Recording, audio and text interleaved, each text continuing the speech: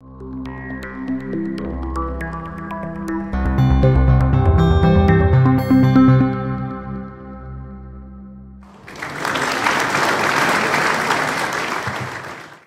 name's Raphael Rowe, and I spent 12 long years in prison for murder and robbery, crimes I didn't commit.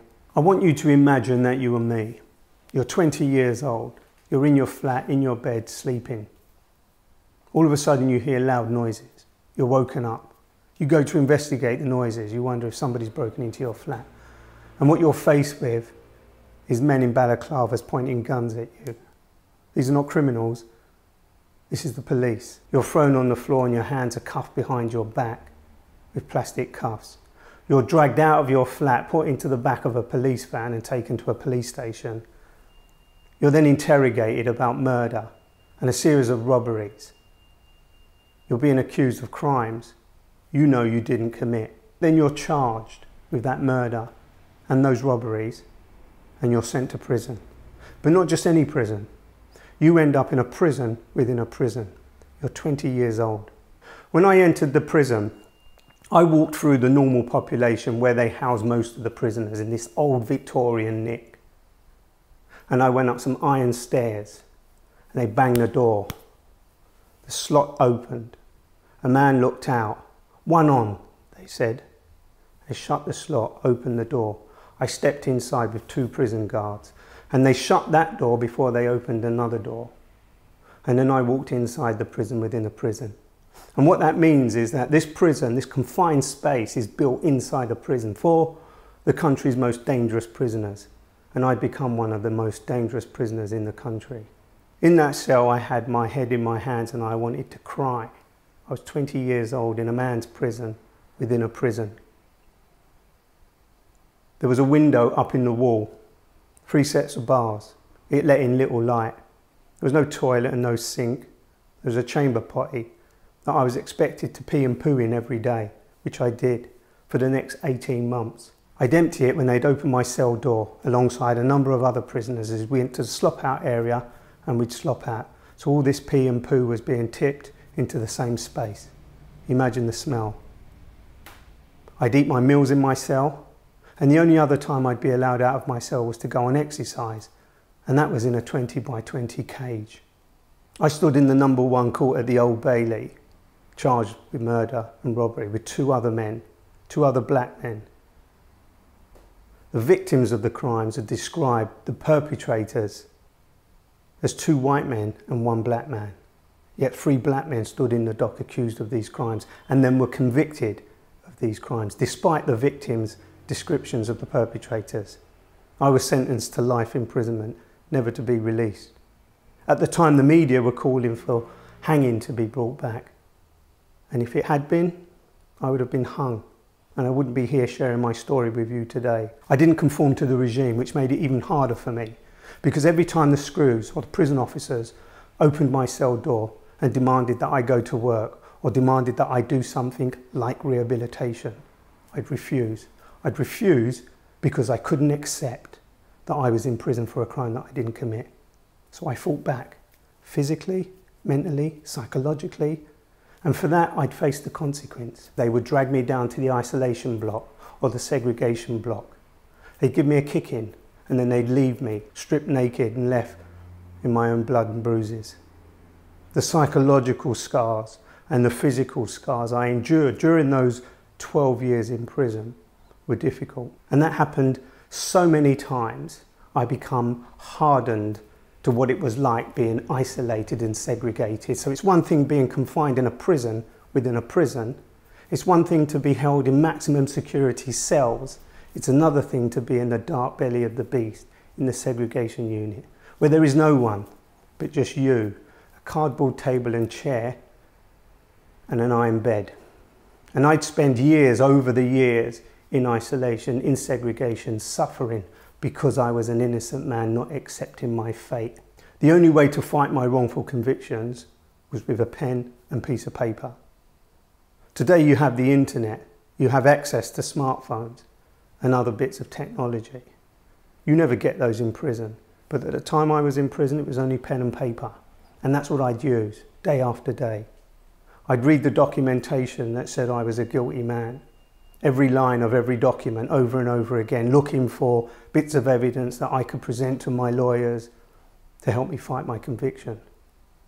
The media played a significant part in my wrongful convictions by deeming us to be the UK's most dangerous man, painting this picture of the devils we were, even though we weren't.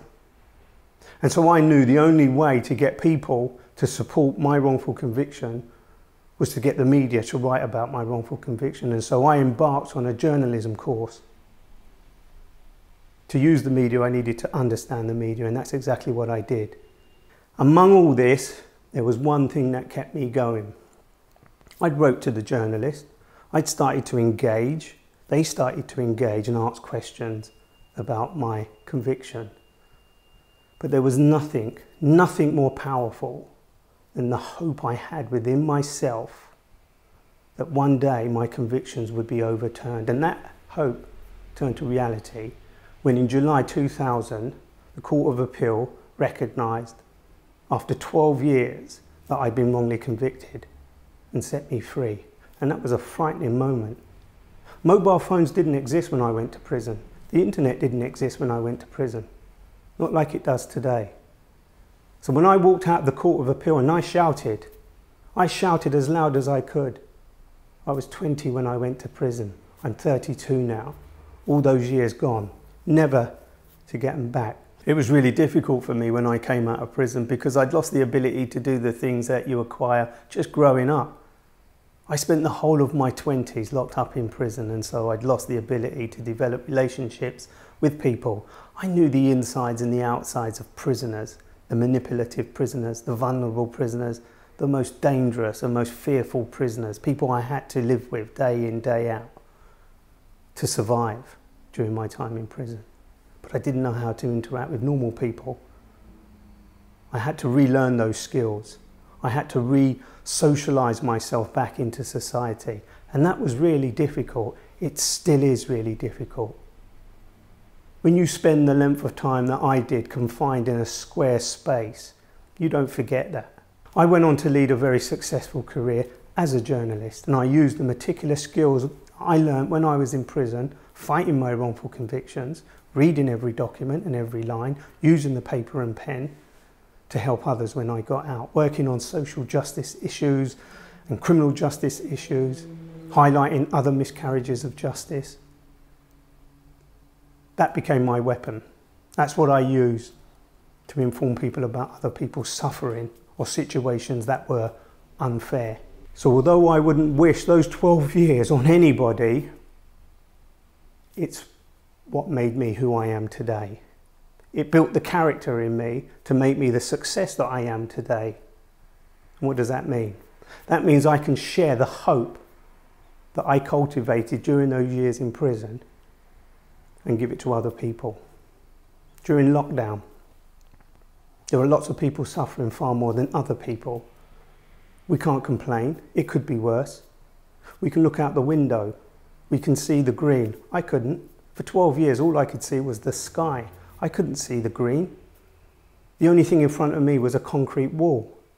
So when you're suffering or feeling that you're suffering during this lockdown period, reflect on what other people are going through. You still can make decisions. In prison you can't. You still have choices. In prison you don't. You can go for a walk around the park. In prison you can't. You might want to go to nightclubs. You might want to go to bars. You might want to go to see your family across the country. In prison you can't do any of those things. You don't have a choice. In fact, you can't see beyond the wall. You can open your front door and walk out. For 12 years, I couldn't reach for a handle on a door and open a door myself and walk out. I used to come up to a door and stand there and wait for a prison guard to open the door and let me through. I was conditioned. So when I came out of prison, I'd forgotten how to open a door.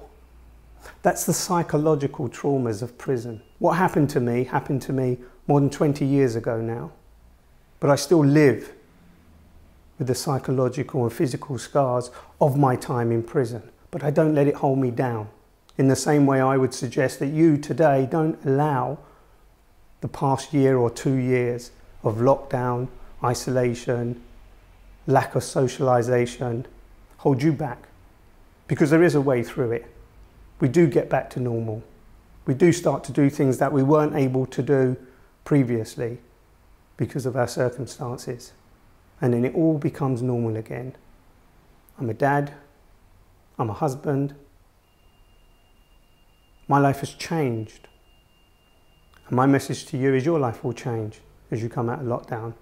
And it all starts with hope. I hoped in all the years that I was in prison that my wrongful convictions would be quashed. I'd be set free and I could go on to live my life. And I have. My convictions were quashed. I did come out and I have lived a very happy life since. I can. You will.